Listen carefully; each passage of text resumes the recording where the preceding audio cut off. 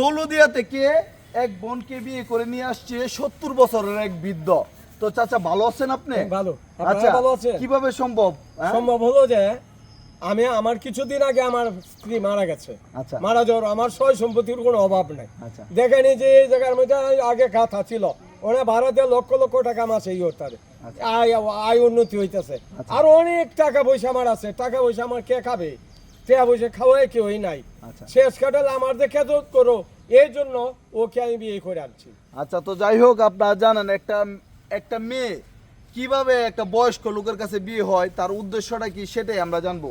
আচ্ছা বোন, আপনি কেন বিয়ে বসছেন ওনার কাছে? আমি বিয়ে বসছি, তার অত্যন্ত ব্যবহার ভালো। সে আমাকে একটা খারাপ জায়গা থেকে, খারাপ পথ থেকে ভালো পথে আনছে, পূর্ণ পথে আনছে। এটাই আমার অনেক বড় পাওয়া। আর সে যে একটা সিংহ পুরুষ, আমি আসলে তাকে মানে সরাসরি না দেখা হলে বুঝতাম না। তাই নাকি? তো দর্শক চিন্তা করেন, মানে স্বামীর প্রশংসা করতেছে, আপনারা বিষয়টা খারাপ ভাবে নেবেন না। কারণ হলো ইসলামে একটা জিনিস জায়েজ আছে যে কিনা একটা খারাপ মেরে যদি আপনি একটা ভালো পথে আনতে পারেন, এইটা একটা সবের কাজ। এই যে এই বোনটারা আনছে, এই বোনটা এক সময় খারাপ কাজ করতো, যেটি হোক, মানে এখন ইসলামের পথে আসছে, ভালো পথে আসছে। এই যে মাথার মধ্যে কাপড় দিয়ে রাখছে, আপনারা জানেন, সব মিলে আমার কাছে ভালো লাগতেছে। তো বোন, আপনার সংসারটা থাকবেন তো এই সংসারে? আমি চাই সেই জন্য আমার সাথে মানে প্রতারণা না করে আর কি। আমি যেহেতু একটা খারাপ জায়গা থেকে ভালো জায়গায় আসছি, আমি চাই না যে সে খারাপ জায়গায় আমি আবার যাই। মানে আপনার সাথে যাতে উনি প্রতারণা, উনি তো আপনাকে অনেক ভালোবাসে, ওনার কথায় যেটা বুঝলাম, কিন্তু আপনি প্রতারণা করবেন না তো?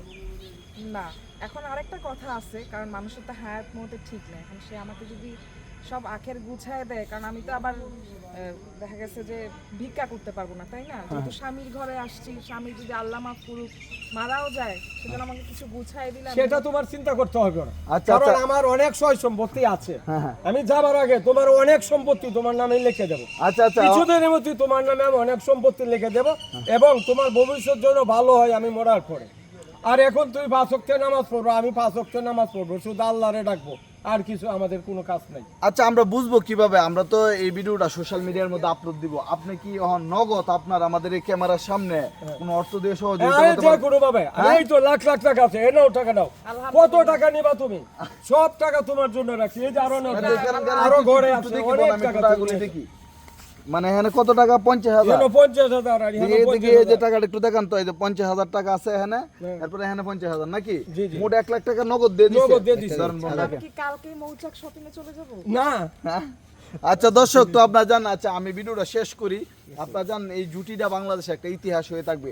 এই লোকের হইলো টাকার অভাব নাই, আর ওনার হইলো মানে একটু ভালো পথে আওয়ার ইচ্ছা। সব মিলে উনি চাচ্ছে যে ওনার যে সম্পদটা, এর থেকে কিছু অংশ ওনার ভবিষ্যতের জন্য, উনি যদি হায়াত মতের কথা বলা যায় না, কিছু ওনার ভবিষ্যতের জন্য কইরে রেখে গেলে আপনার দ্বিতীয় সংসার করবেন না, ওনার উনি মারা গেলেও করবেন না। না, আগে সম্পত্তি গোছায় দিলে না হলে দেখা গেছে যে মানুষের জীবনে তো বলা যায় না কখন কি হয়। বুঝতে পারছি। ওটাই। আপনি যতটুকু পারেন দিয়ে দিবেন নাকি? আমি কথা দিলাম আপনার কাছে, আল্লাহর রহমতে আমি সয় সম্পত্তি তার নামে লিখে দেব। আমার কে রাখবো, কে খাইবো, আমি সব তার নামে সম্পত্তি লিখে দেব। আল্লাহর কসম কইরা কইছি। আপনারা আমার জন্য দোয়া করবেন, আর ওর জন্য দোয়া করবেন, ও যেন দীর্ঘজীবী হোক। আল্লাহ যেন আমাদের প্রত্যেকের ব্যস্ত জীব করুক, এই দোয়া নিয়ে শেষ করে। দর্শক, কাকার উদ্দেশ্য সৎ আছে। এই যে আপনারা জানেন, নগদ স্ত্রীকে 1 লক্ষ টাকা উপহার দিয়ে দিছে, আমাদের ওপেন ক্যামেরা সাক্ষী। তো আপনারা এই ভিডিওটি এত পরিমাণে শেয়ার করবেন, আর ওনাদের জন্য একটু দোয়া করবেন, ওনাদের জীবনটা যাতে বাকি জীবন একসাথে কাটাইতে পারে। আল্লাহ এমন কাম না করুক। আমি মনে করি উনি যেদিন পৃথিবী থেকে বিদায় নেয়, এর একদিন পর যাতে উনিও চলে যা। কারণ হইলো এই জুটিটাই যে দেখেন কতটুকু ভালোবাসা, দেখেন আসলে ওনারা যে ভালোবাসে এটা আমি প্রমাণ পাইতেছি। আর উনিও ওনারা ভালোবাসে। ওনার স্ত্রী যেহেতু মারা গেছে, ওনার তো বাকি জীবন এমনি থাকলে হইব না, এভাবেই থাকতেছে। তো আর একটা মেয়ে ভালো পথে আসছে, এটাই আমাদের জন্য অনেক কিছু। বোন 5 ওয়াক্ত নামাজ পড়েন তো? ইনশাআল্লাহ। আচ্ছা, যাই হোক, আপনার জন্য দোয়া রইলো।